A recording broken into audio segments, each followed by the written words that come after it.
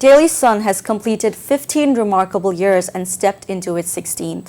Over the years, Daily Sun has produced amazing special reports, and recently, one of those amazing reports was an exclusive headline produced with Shakib al-Hassan after the July Revolution, and the mastermind behind that headline, behind that news, was none other than our sports editor himself, Mr. Zaigum Azam. Hello, Mr. Zaigum Azam. Welcome to our show. It's a pleasure having you.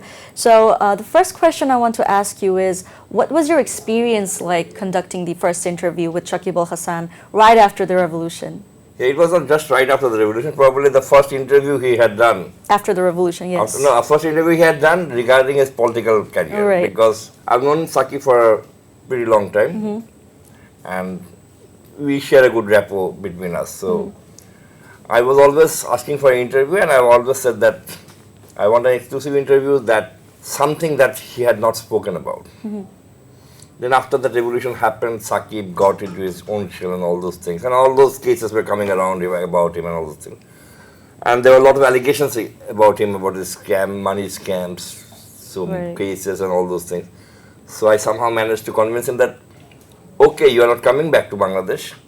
At least people have the right to know your side of the story as well. And I still remember that he was staying in USA.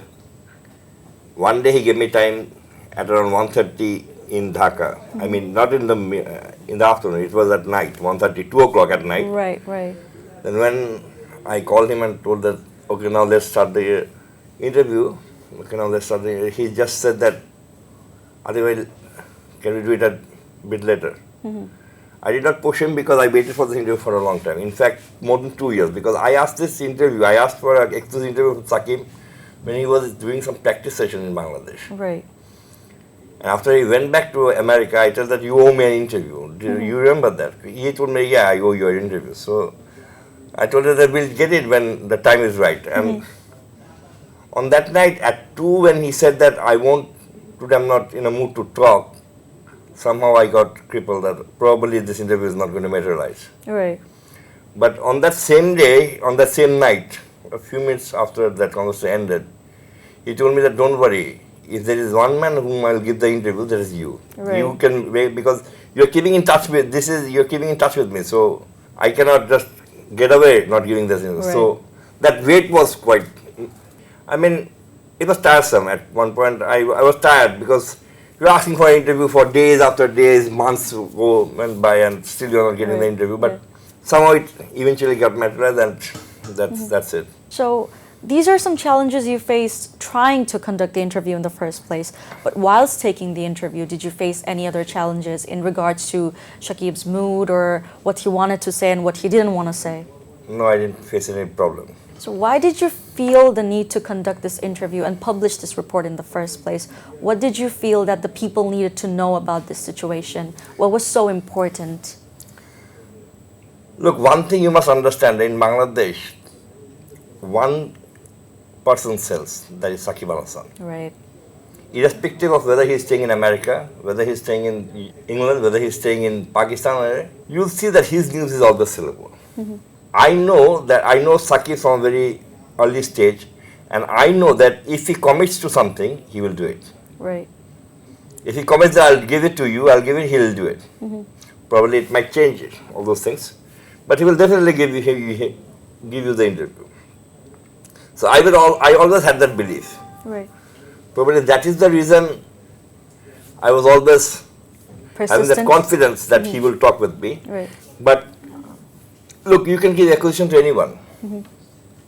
I'm not defending Shakib. Shakib himself did not defend himself in the interview. Right. What he wanted is that people should know what he had gone through. His side of the story. His side of the story. And while conducting this interview, where I have, on several occasions, I have felt that somehow we perceive Shakib as a person. We perceive that because he is that kind of person, he have done this thing. Yeah. But in reality, that was not the case. That was different. Reality was different. Reality was different. But the way it was projected in front of the media, it seemed that Shakib was responsible for that matter, but that was not the case.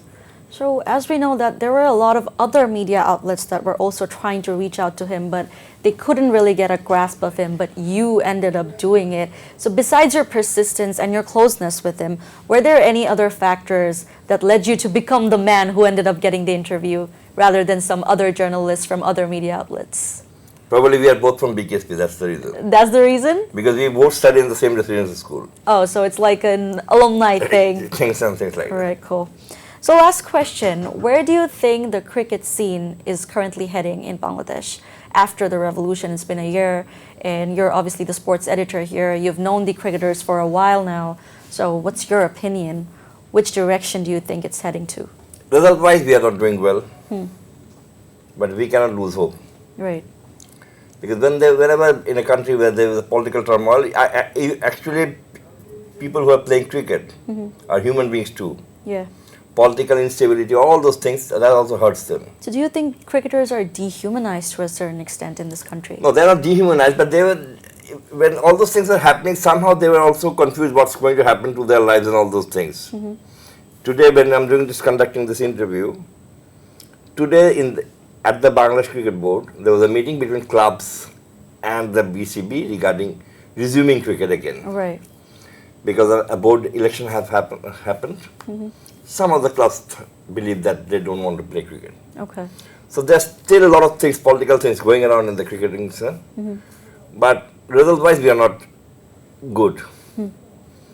But not good in ODIs. I mean. Right. Under Miraj's captaincy, we have lost a lot of matches. If I want to be precise, then he led 12 matches and just won 2 matches. Okay. So Miraj's captaincy ahead of the World Cup will be a big questions. Right. In the T20s, we are doing well under Liton's leadership. We need to see where we head up. And there are a lot of other things. New board started their activities after the election, BCB election. And I hope that this new board will take the cricket to a new direction. Right.